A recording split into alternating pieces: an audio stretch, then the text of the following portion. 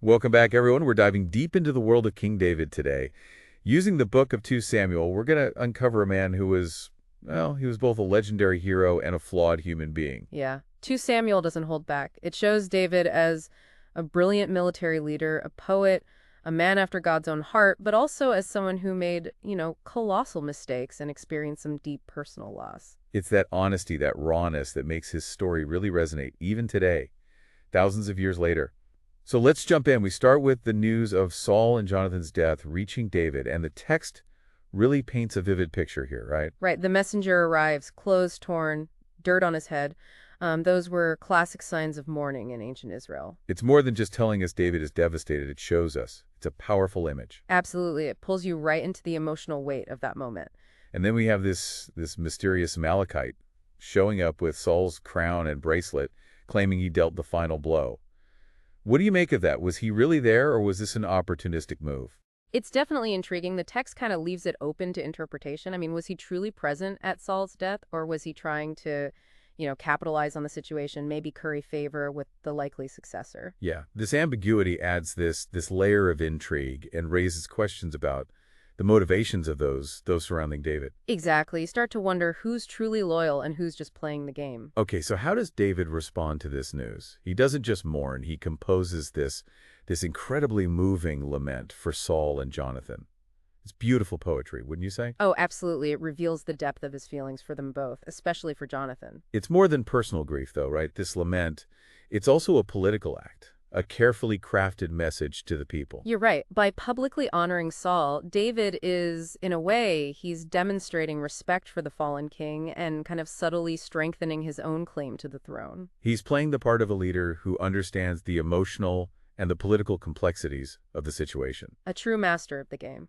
So David's anointed king of Judah, but that's just one tribe. Saul's general, Abner, sets up Saul's son, Ishbosheth, as a rival king. Right, and that ignites this power struggle that feels like something straight out of Game of Thrones. Ancient Israel wasn't a unified nation yet, so this wasn't just a personal feud.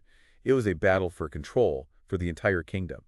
And it gets pretty intense. Like the battle at Gibeon, talk about a brutal clash. That's where we see David's general, Joab, really emerge as a ruthless figure, willing to do whatever it takes to win. He even kills Abner, even though Abner's trying to negotiate peace. He's motivated by revenge for his own brother. And while David mourns Abner publicly, he benefits from his death politically. Makes you think about the delicate balance between, personal feelings and political strategy in times of war, in times of conflict. Even amidst all this bloodshed, we get these glimpses into David's personal life, like the birth of his sons in Hebron, including Absalom, a name that we know will come back to haunt him later on. Oh yeah, those early mentions of Absalom are definitely foreshadowing future trouble. And as David's power grows, we see cracks starting to form within Saul's house. Right. Abner challenges Ishbosheth's authority. It creates further instability and ultimately paves the way for David to consolidate his power. The stage is set for David to take the next big step. And that step is Jerusalem, a city held by the Jebusites. They were so confident in their defenses, they actually taunted David. They claimed even the blind and lame could protect it. But David, he sees a weakness, the water tunnel, and he uses it brilliantly to conquer this seemingly, impenetrable fortress. It's a clever tactic. It showcases his military prowess. And establishes him as a force to be reckoned with. Taking Jerusalem was more than just a military victory, though. It was symbolic. It was a statement about his power and his ambition. He makes Jerusalem his capital, the city of David. He starts to expand its influence. But of course, the challenges keep coming. Oh, the challenges never end, do they? The Philistines are still a threat, constantly testing his strength. Right. But here's the thing. Unlike many rulers of his time, David doesn't just rely on his own military strength. He seeks guidance from God before each battle. It sets him apart. It shows a level of humility that's often missing in powerful leaders. And it really resonates with that idea of him being a man after God's own heart. It's a key aspect of his character, a reminder that his faith was central to his leadership. And speaking of significant objects, 2 Samuel talks about the Ark of the Covenant being brought into Jerusalem.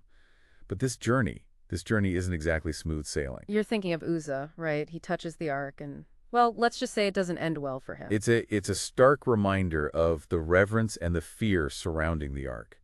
It wasn't just an object. It was believed to be the dwelling place of God's presence. Touching it was a serious offense. even for David. Faith and reverence for the divine were paramount. So when the ark finally arrives in Jerusalem, David, he celebrates with such joy, dancing before the Lord.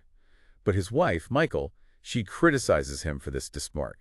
She finds it undignified. That clash between them is interesting. It reveals these different understandings of religious expression. David's uninhibited joy contrasts with Michal's more reserved approach. It speaks to the complexities of faith and how personal devotion can sometimes clash with social expectations, even within a family.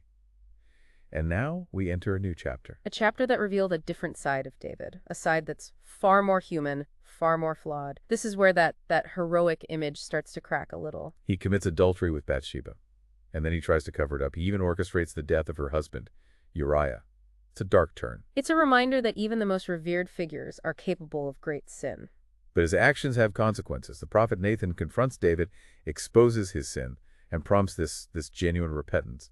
It's powerful. It's a reminder that even kings are accountable for their actions, regardless of their power or their status. But there's a glimmer of hope, right? Bathsheba gives birth to Solomon, and God names him Jedediah, meaning loved by the Lord. This name hints at Solomon's future significance. It suggests that even from the ashes of sin, redemption is possible. But the family drama doesn't end there. We have the horrific story of Amnon, David's son, raping his half-sister Tamar. This act throws the family into chaos and sets off this chain reaction of betrayal and vengeance. It's a difficult passage to read, for sure, but it's crucial for understanding David's reign and his personal struggles. His reaction to this act is interesting. He's furious, but he doesn't take decisive action. And that inaction allows the cycle of violence to continue. And that's where Absalom, Tamar's full brother, steps in. He waits 2 years, carefully plotting his revenge. Then he has Amnon killed during a sheep-sharing feast. Absalom's actions highlight this escalating cycle of violence within the family. We see his cutting, his ruthlessness, traits that will play a major role in the events to come. And David is left grieving yet another son, caught in a web of tragedy woven by his own family's actions. And those seeds of conflict we mentioned earlier, they're about to sprout. Absalom, fueled by anger and ambition, sets his sights on the throne, ready to challenge his father's rule. It's a confrontation that will test David's strength and resilience like never before. And that's where we'll pick up in the next part of our deep dive. We'll witness the unfolding of Absalom's rebellion, the fragility of power, and the devastating consequences of family betrayal. Stay tuned. Last time we left off with David's world in chaos, his own son, Absalom, gathering support, skillfully positioning himself as the people's champion. It's a classic power play. But how does he pull it off? How does he manage to be so effective? Well, Absalom was incredibly cunning. He uses this wise woman's parable, right, to gain favor. And then he sets himself up as this champion for the people, even embracing those who come to him for judgment. He's really playing the game, isn't he? Absolutely. He understands the power of perception and how to manipulate it. And it works. David, realizing the extent of Absalom's support and fearing for his own life, he's forced to flee Jerusalem. Can you imagine the king, barefoot and weeping, ascending the Mount of Olives? It's such a powerful image, isn't it? A place of prayer, a place of reflection, now a symbol of exile. It's such a stark contrast to that triumphant entry we saw earlier with the Ark of the Covenant. It really is. It's heartbreaking. It's a king on the run from his own son. But even in this dark moment, there are glimmers of loyalty, right? Like Ittai the Gittite. He was a foreign warrior. He had just recently joined David's ranks, and he pledges his unwavering allegiance, refuses to abandon him. That says a lot about David, about the kind of impact he had on people. Even someone from outside of Israel, recognizing his leadership qualities, chooses to stand by him in this crisis. It's pretty powerful. Loyalty transcending those cultural boundaries. And then there's Hushai, David's trusted advisor, sent back to Jerusalem as a spy. He's tasked with countering the advice of Ahithophel. Oh, Ahithophel. Brilliant strategist, but he's defected to Absalom's side. Talk about high-stakes espionage. So Ahithophel advises Absalom to pursue David immediately while he's vulnerable, right? Sounds like a good military strategy. Yeah, very sound. But Hushai, he's quick-witted and, of course, fiercely loyal to David. He proposes a different plan, buys David some time to regroup, strategize. It's a real turning point in the rebellion, isn't it? I mean, if Absalom had followed Ahithophel's advice, David might have been captured or even killed. The whole story could have ended very differently. It makes you wonder about the role of divine intervention. You know, the text actually says that God had ordained to frustrate Ahithophel's counsel, so maybe a higher power was at work here, shaping events. Meanwhile, back in Jerusalem, Absalom, on Ahithophel's advice, commits a shocking act. He publicly sleeps with his father's concubines on the palace roof. What was the significance of this? I mean, it was a calculated move, for sure, to solidify his claim to the throne, humiliate David publicly, but it was a fulfillment of Nathan's prophecy to David earlier, a consequence of his sin with Bathsheba. So the rebellion culminates in this fierce battle in the forest of Ephraim. And here, despite David's very explicit orders to protect Absalom, tragedy strikes. It's chaotic, Absalom's fleeing, and his hair gets caught in the branches of a tree. He's left dangling, vulnerable. And Joab, Always the pragmatist. He sees an opportunity, kills Absalom, directly defying the king. It's brutal. David's reaction to Absalom's death it's just devastating. He's overcome with grief. He cries out, "Oh, my son Absalom, my son Absalom, if only I had died instead of you." It's raw, pure grief, reveals just how much he loved his son, even after the betrayal. It makes him so human, doesn't it? Even the most powerful figures experience profound personal loss. They grapple with the consequences of their children's choices. It's a powerful reminder. So David returns to Jerusalem, but the victory is overshadowed by this grief. And he still faces challenges, right? Dissent, the wounds of the rebellion. How does he navigate this new landscape? It's a fractured kingdom. You have Shimei cursing David as he returns, highlighting the lingering resentment. Then there's the rivalry between Joab and Amasa, David's new commander. It ends in another brutal murder, Joab solidifying his power. David's trying to restore order, unity, but he keeps facing setbacks. Yeah, these ongoing rebellions, they highlight the fragility of his reign, the deep divisions that remain. Even after defeating Absalom, achieving peace and stability, it seems impossible. He does show compassion, though, right? He reconciles with Mephibosheth, Jonathan's son, despite some initial deception. But then another rebellion erupts, this time led by Shema, and it requires even more bloodshed to quell it. The cycle of violence just won't end. It's relentless. And then we get this twist. The Gibeonites demand justice for Saul's massacre of their people years earlier. It forces David to confront the consequences of past actions, his own and those of his predecessor. Justice is complicated, isn't it? Faced with this incredibly difficult situation, David makes a decision that will have far-reaching implications.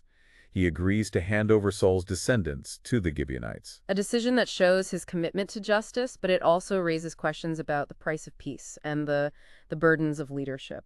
We've really journeyed through David's life, haven't we? I mean, from his shepherd days to this tumultuous reign as king, we've seen it all. The triumphs, the failures, the brilliance, the flaws. And now, as we get into this final chapter of 2 Samuel, we see a slightly different side of David, right? Yeah, a more introspective side. It's interesting how the narrative shifts here. It does. The battles, the political maneuvering, it all kind of fades into the background. And we're left with this more personal, reflective David. Like he's grappling with his legacy and really acknowledging the profound impact of his faith. One of the most striking parts of this section is David's song of thanksgiving, chapter 22. It's this incredibly powerful and poetic outpouring of gratitude to God for protection, deliverance throughout his life. It's almost as if he's looking back on his whole journey, and just seeing God's hand guiding him through every storm. The language is so vivid. He compares God to a rock, a fortress, a shield. It highlights his unwavering trust in divine power, even in the midst of these immense challenges. And it's not just abstract praise, is it? He connects these metaphors to specific events. Right. He talks about being rescued from his enemies, pulled from the surging waters, delivered from violent men. It's like those aren't just, poetic flourishes. They're echoes of his life. The battles, the betrayals, the losses. It makes his faith feel so real, so relatable. Absolutely. For David, faith wasn't just about rules or rituals. It was about this deeply personal relationship with God, forged in those fires of trial and triumph. And that song, it reveals this depth of faith that goes way beyond, outward appearances or political expediency. It was at his core. And it wasn't just God who sustained David. 2 Samuel ends with this list of his mighty warriors, those legendary figures who fought alongside him, demonstrating just extraordinary bravery and loyalty. It's a reminder that, it's easy to get caught up in David as this larger-than-life figure, but he needed others. He relied on the strength and skill of these warriors. He wasn't a lone wolf. He recognized the importance of teamwork, loyalty, the contributions of those around him. It's a testament to the human element in his success, right? And the importance of valuing others. So we've come to the end of our deep dive. And we set out to understand David, to go beyond that simplistic image of a heroic king. And what we discovered is, a man of incredible complexity. Absolutely. A brilliant military strategist, a talented poet, a man of deep faith, but also, capable of great sin, prone to human error. His story, I think, reminds us that leadership isn't about perfection. Right. It's about those challenges, the difficult choices, learning from mistakes. He experienced the highest highs and the lowest lows. And his story still resonates with us because, well, because it speaks to what it means to be human. It's a reminder that even the most celebrated figures, they have struggles, they make mistakes, they face consequences. But it also shows us that redemption is possible, that even from those darkest moments, you can have growth, transformation. David's story challenges us to think about our own lives, our choices, our relationships with power, with faith, with each other. It's a timeless reflection on the human condition, isn't it? It invites us to consider our own paths, our own choices. It's been a fascinating journey exploring the life and times of King David. I encourage you to keep exploring, to dive even deeper into the book of 2 Samuel. And until next time, keep searching, keep questioning. And as always, thanks for listening.